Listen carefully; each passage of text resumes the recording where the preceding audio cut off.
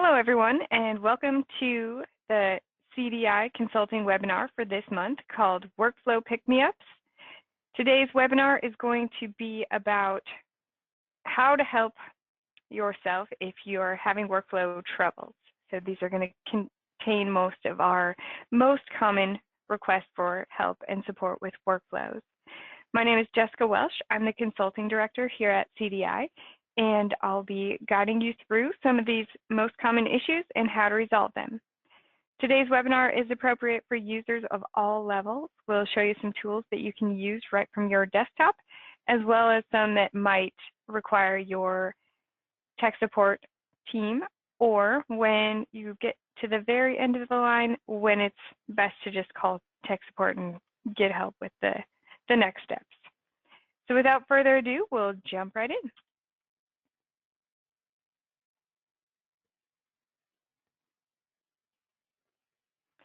All right, first thing I want to talk about is the Workflow Troubleshooting Toolbox. So there are a number of different tools that can help you with resolving workflow issues, and some of them are available to users and users of all levels, and some of them are more administrative tools. I just want to go through the toolbox so that we all know what we have to work with when our workflows go awry. So the first thing I want to talk about is the Workflow website. And this is a web service that's available and has been through several versions of Laserfiche Workflow. And it's available to anyone who can navigate to this website. It does have to be activated on your server, but once it is, you will have read-only access to your workflows and workflow instances through a web browser.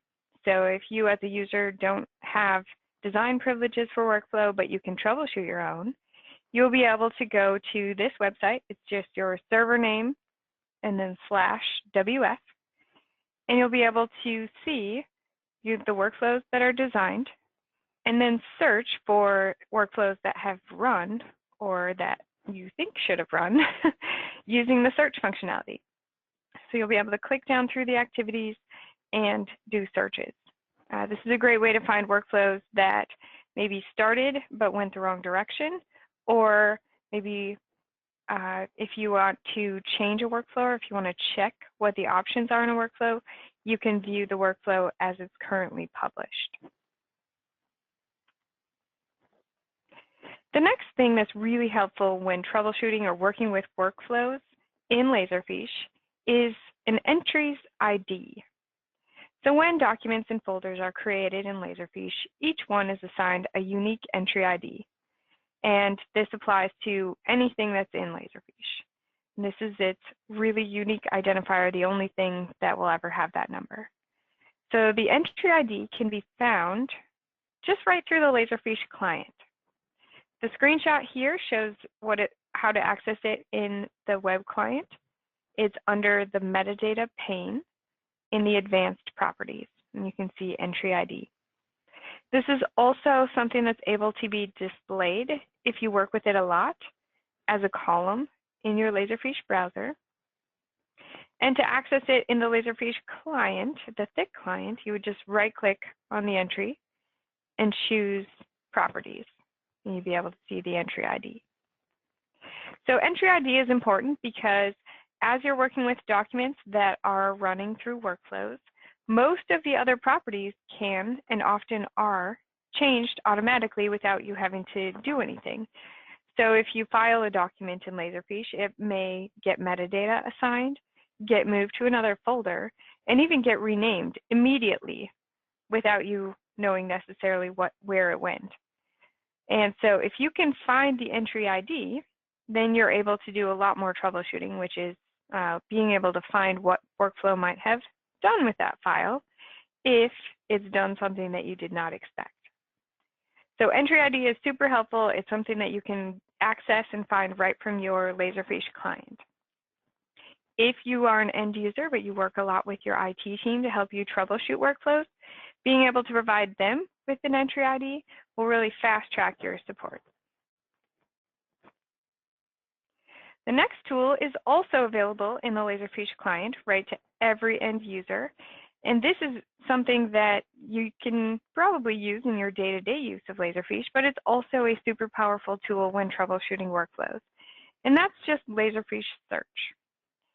In particular, when you work with Laserfiche workflows, the user criteria and the date criteria are important. If you have an older version of Laserfiche, this might look a little different, but the user is something that's nice because when you choose that, you're able to specify which Laserfiche user last modified a document. And if you're using Laserfiche workflow, it's frequently the case that workflows are run by a user in Laserfiche called workflow or WF. So it's easy to sort and search in Laserfiche by documents that were last modified by the workflow user. And the date is important because if you're looking for a document that workflow changed, and you know it was in the last day or in the last week, Laserfiche now includes this handy drop-down where you can say it was last modified or created in the past certain amount of days, months, or weeks. So you're able to easily search a time frame without having to use the date picker.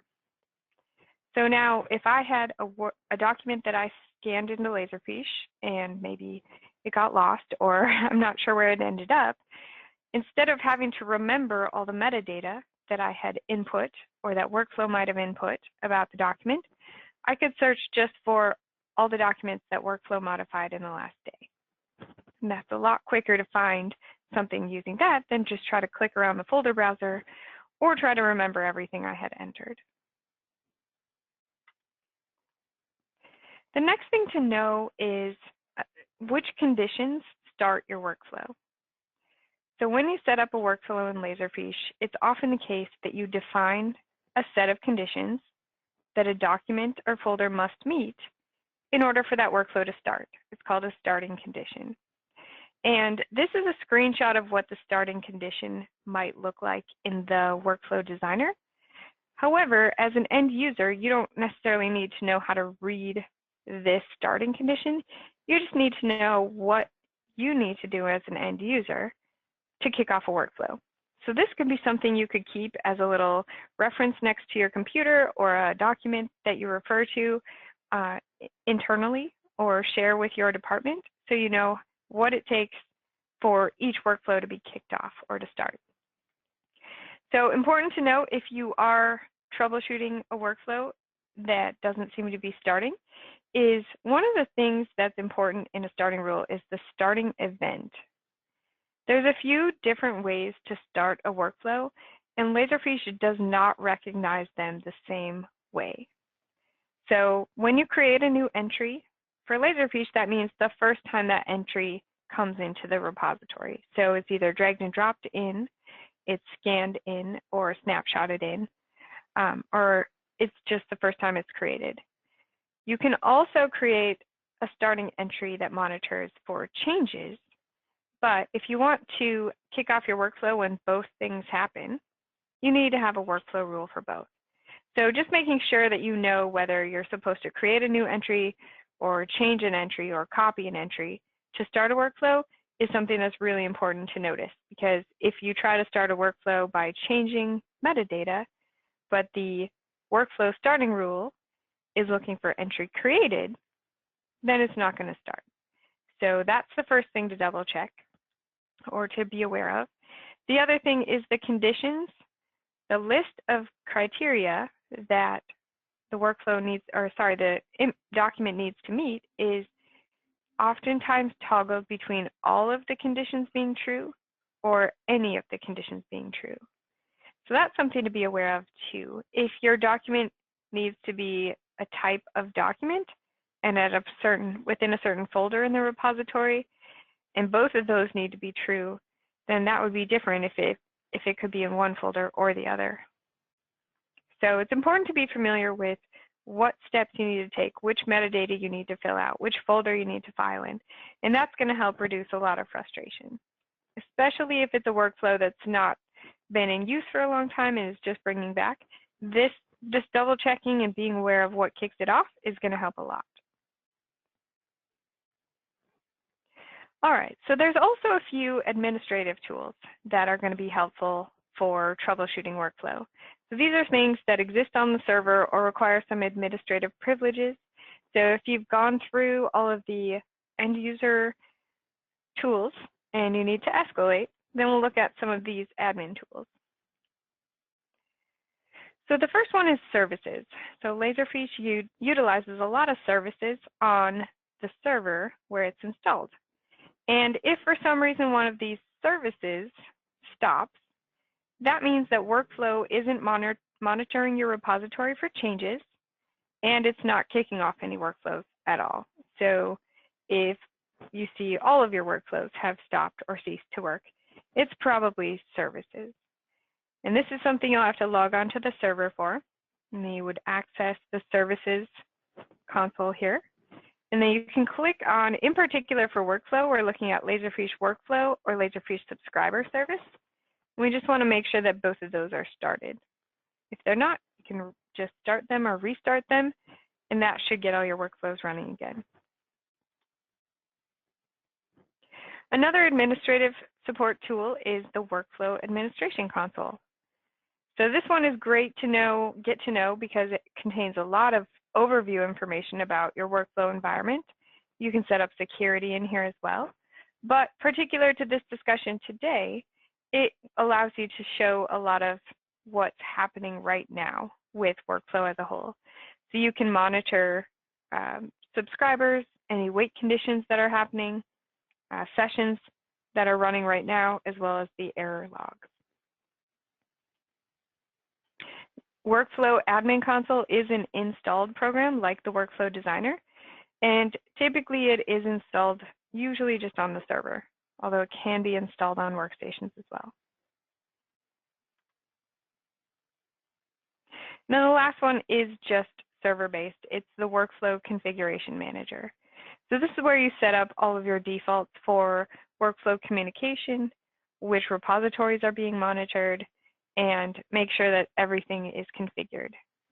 So within here, you have the ability to set up workflow server options and subscriber, which subscriber is the thing that defines which repositories your Laserfiche workflows will work with and be watching. It will facilitate the communications between the workflow server and the Laserfiche server. Monitored repositories allows you to authenticate to a test environment, maybe if you have one, a development environment, and a production environment. Or if you're a government agency and you have multiple repositories, you can watch whichever repositories you set up here. You also want to set up your email so you can send out those automated email notifications using workflow. And then trustee directories, as well as workflow web services, right? So the web services is what allows you to do that workflow web so that you can log in from anywhere and see workflow instances as well as definitions. Another neat thing about the Workflow Configuration Manager is that it gives you a 2-click server resource summary. That will give you just a quick overview of the workflows that you have set up and what's happening at any given time. So you can see the number of processes that are running at any time, it's right in the middle, and number of wait conditions by repository. All right, so that is our toolbox. So let's start jumping into what we're actually going to use those tools to troubleshoot. So we've chosen just a few of the most common issues that we see and we experience, and just kind of wanted to run through what the most common steps are to resolve each of those issues to hopefully empower the audience today that if something happens, you'll know what your first steps might be. So the first thing that happens is that we hear a lot is my workflow won't start. So you put your file in Laserfiche, but nothing happens. So there's a few things that you can check really quickly to try to find what the issue is. And a lot of them have simple resolutions. So the first thing to check is, did the file meet the starting conditions? And this is in that starting rule conditions tool. So You just double check and make sure that if whatever the starting event is, whether it's entry created or entry changed, or it's any or all of the other conditions, that your file that you've brought into the system meets all of those conditions. If you find that your file does not meet all the starting conditions, just try again and make sure that the file does meet the starting conditions and see if it works. If the file met the starting conditions but it still didn't work, proceed to step 2, which is, are the workflow services running? So this is something that your administrator could help you check. And if you find that the services are not running, that means none of your workflows are working. So you want to make sure you start those workflow services. And if you once you start the workflow services, your workflows should run through like you would expect. But if the workflow services are already running, then that's not the problem. So you proceed to step 3, which is to check if the workflow started at all. Sometimes a workflow will start and then terminate because of an error or because of some issue that was not able to be resolved by the workflow itself. And for that, you can use the workflow web page. So you would log into the workflow web instance, and you could troubleshoot why the workflow didn't finish as expected. So you can do a search within that pane of workflow web for that entry ID or for just recent activity within the last however long it's been since you tried to run the workflow. And those instance details will give you information about what happened within the workflow. If there are any errors or if there are any messages from workflow itself, they'll be contained within that workflow instance. If you do a search in workflow for a particular entry ID and nothing shows up, that means the workflow didn't start at all. So you can't troubleshoot the workflow, which means you would have to proceed to step 4. Step 4 is just check and see if workflow is configured correctly. So workflow services are running, the entry met the starting conditions, the instance still didn't start. So let's see. If the workflow is not, if Workflow Configuration Manager is not configured correctly, just make sure to go in and fix the configuration and try again. One of the things that really stops workflow in its tracks is if there's an email activity. So let's say you've designed this nice workflow that's going to move a document and then email, let's say, a compliance person to go in and review a document and approve or deny it. And for some reason, when workflow was set up, email was not configured in the Workflow Configuration Manager. That will stop workflow because it will say, I can't send out an email because I don't know how to use email. It hasn't been entered. And that will end in an error because it's not able to send. It's actually a pretty easy fix to go in the Configuration Manager and set up your email, and then your workflow should work just fine when you try again. So if you go into the Configuration Manager, just double check that the correct repositories are being monitored, that the subscriber is set up and the emails are set up, then you can try again. If workflow is configured correctly and it still doesn't work, then the time is to call tech support, because it could be a lot of various issues, but probably not one of these pretty common ones. So tech support can help you work through what some of the other possibilities are and get that resolved. All right, another thing that's really frustrating when it happens with your workflow is if it fails silently. So if you're inputting a huge volume of documents and you're expecting workflow to take the next steps automatically, but workflow gets stuck and let's say invoices are just piling up because half of them are not going through the workflow, but nobody notices because once you input the documents, you're on with the next task and the person is just not getting emailed that those are input and ready to be processed. That's called a silent fail. And when that happens, you can have a lot of issues that are affecting downstream business processes. So that's definitely something that we want to avoid. The good news is that's pretty easy to troubleshoot. There's a built-in out-of-the-box feature in Laserfiche that allows you, there are two actually that we're going to talk about today, that allow you to avoid that situation. The first one is, if your workflow terminates, you can set up each workflow to notify some particular contact or department that a workflow has terminated. Right in your workflow properties pane in the workflow designer. So if you click on the whole workflow and you scroll to the bottom, you get this terminated workflow options menu. And so what you can do is, if a workflow terminates, you can set it to track additional diagnostic data about the workflow. And then you can also send email notifications, which you could do immediately, or you could do at a timer. And then you could set a maximum, so you never get more than 25 of these in a row or 10 in a row. You can set up who you want to send it to. So it could be your administrator, it could be the person who's part of that business process. You could also notify workflow administrators, which is a separate trustee setup. And then you can also customize what the workflow starts with. So you can add a prefix for the subject, and then you can choose to include performance metrics as well. So a lot of this stuff can be prevented, these workflow silent fails, by designating somebody to receive these emails every time you design a workflow. So it could be just a single person who's responsible for all of them, or it could be a key contact for each process.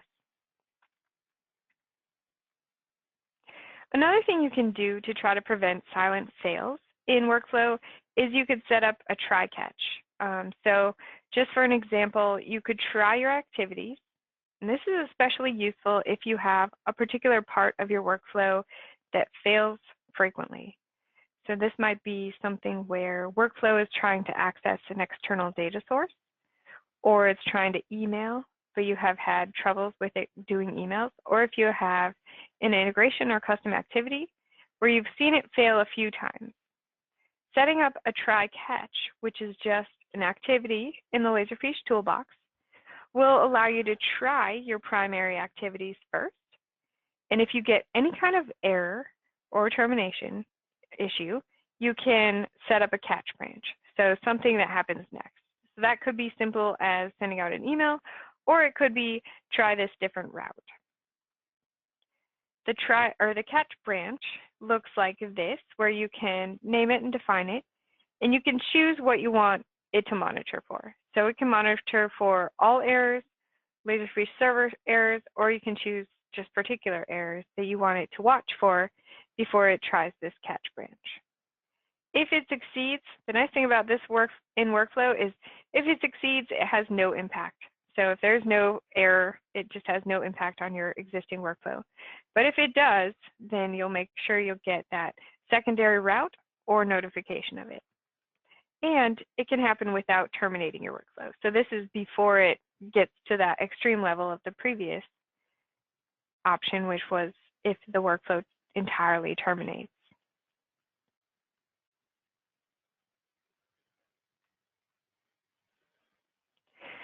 Okay, another thing that can happen to workflows is, let's say you have a workflow that's set up to route one way or the other. Or we have a number of clients that, especially if you have, say, records management or transparent records management set up, that you have a workflow that's set to go where a document will go into the workflow, and then at some point, it will choose between several different routes on which, say, a folder to go into, or record series to go into, or a person to assign to. So what happens if the documents, either all or some of them, start going down the wrong branch? How can we troubleshoot that and make sure that that doesn't happen? So the first thing to check is you can check in the workflow web of whether the file that you're working with met the right conditions for that branch that it's supposed to go down. So you want to double check the metadata on the document, as well as the routing condition for that workflow branch. I'll just show you what that looks like in a workflow instance. So this screenshot shows us in the workflow web console what a routing decision looks like. So for those who are kind of new to workflow, a routing decision means a document goes one way or the other. In this case, it's contract, so it'll go for renewal or not renewal. And the condition that a document needs to meet for it to go through contract for renewal is contained within the description for that branch. So in this case, if all of these conditions are true for each entry, current entry, so if the field renewal status equals to be renewed, then it goes down this branch. If the field equals anything else, it goes down this branch. So double checking the metadata on the document that you're working with to make sure that the field renewal status equals to be renewed is what you're going to look for to make sure that it's supposed to go down this branch. If it equals renewed, then it would go down this branch because it doesn't equal to be renewed. So that's a quick way to check and a quick way to see what the issue was. If you go in and you look at that file and you find that it did meet the routing conditions, so in this case it did say to be renewed, then you can go to step 2 to double check the next thing. Another thing we see commonly is that sometimes when you're setting up workflow starting conditions, if they're not quite specific enough, or if you keep adding new workflows that have many different starting conditions, it's possible that a file might meet multiple workflow starting conditions. And sometimes workflows will go down documents will go down 2 different workflows. So to troubleshoot that, we'll use workflow web plus the entry ID. And what we're going to do is search. So you go to workflow web and you search for the entry ID in the workflow search. So we go to our workflow web console and we would click on the search from the main pane. And then we would enter entry ID, which we would have found from the Laserfiche client in entry ID. And then we would do the search, and if multiple different workflows show in our results pane, that means that workflow went through that document went through multiple workflows. If that's the case, it's possible that it got moved in the first workflow to the place that we expect it to, but the second workflow maybe moved it again to somewhere else. So if that's the case, that just means that we have to double check our starting conditions for those workflows to make sure that we are only picking up the instances that we want for that particular document type or file type or whichever criteria that we're evaluating. So it's a pretty easy fix and it's a pretty common thing, but it can be confounding if you don't know how to search for it. So the best way to do that is just that entry ID in the workflow search. If it still doesn't answer the question and the file did not run in 2 different workflows, but it still isn't where you expect, then it's time to call tech support and we can look through the conditions and see if it's a condition issue or if it's something else going on where there might be another more broad Laserfiche issue. All right, the next thing is one thing we hear a lot, which can be really frustrating with workflow, is you enter a document into Laserfiche, but then it immediately gets lost, or later it gets lost, and you can't find it. So let's talk about how to troubleshoot this issue, because that can be really frustrating when your document just disappears right from beneath your feet. So the first thing we're going to do is use just our Laserfiche search tool. And this is available in your web repository or your thick client repository. And you're just going to do an advanced search. And we'll use this criteria that we talked about a little earlier, which is the date. So we'll find documents modified in the past day and where the user that last modified it is a workflow. So chances are if a document disappears that workflow picked it up and moved it somewhere and maybe renamed it and you just aren't sure how to find it. So if you look here, you should be able to find the document that just got moved by sorting by the modified column, and then you should be able to find your file. If you don't find it that way, you can proceed to step 2, which again is going to go to Workflow Web with the entry ID. And if you don't have the entry ID, that's okay, because your workflow will show it to you in your search for instances that just ran. So if you're not able to find, if you don't have the entry ID offhand, when you look for recent searches, you could try your initial entry name or your initial entry path, and then you'll still get the same results. And then you'll be able to see which workflows ran. So it's possible that the first workflow was the one that you intended, and that one ran and moved the document where you intended it. But let's say there's some sort of cleanup workflow that would be option 2 here. If that's the case, then maybe another workflow ran on that document and deleted it. It's very rare to have documents deleted as part of a workflow, but it is possible. So if that's the case, this would have the same resolution as the previous issue, where you would just want to make sure you're double checking those starting conditions so that it's not picking up documents you don't intend. And then maybe just really define those characteristics, starting conditions for the workflows that have any kind of delete activity. If the document is still lost, I would say the next step would be call tech support. It is possible that it got deleted some other way, or there was some sort of error or corruption that should be checked out by tech support.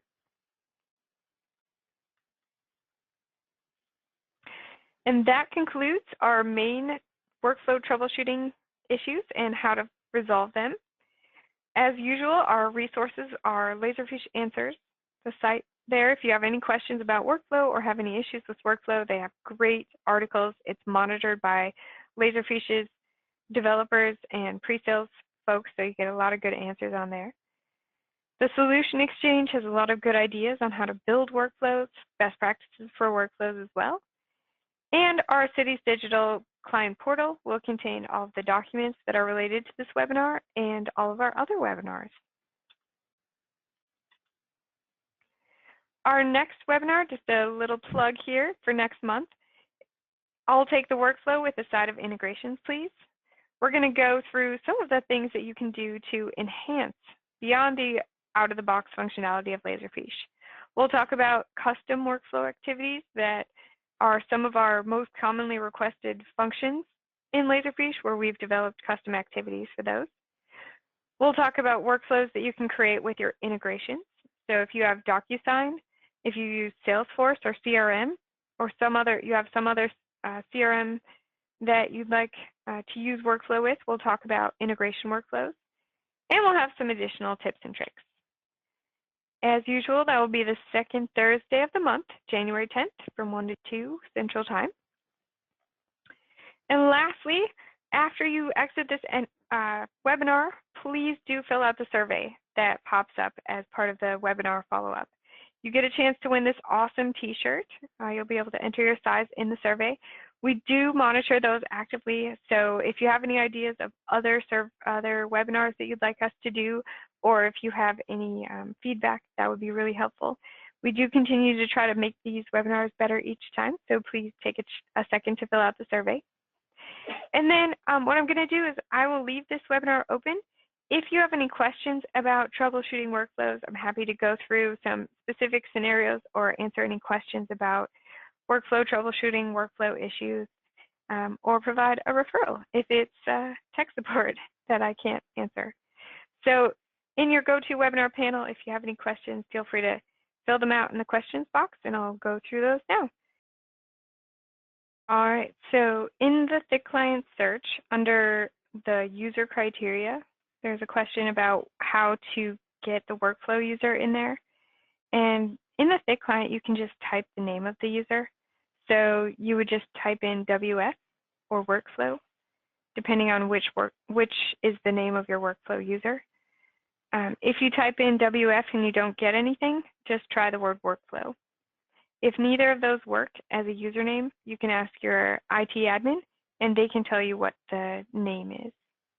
If you don't want to remember that name going forward, you can always save that search as a saved search so that you can just add it with the criteria already filled out. Next time, you can just click the load button and load that search for documents modified by workflow.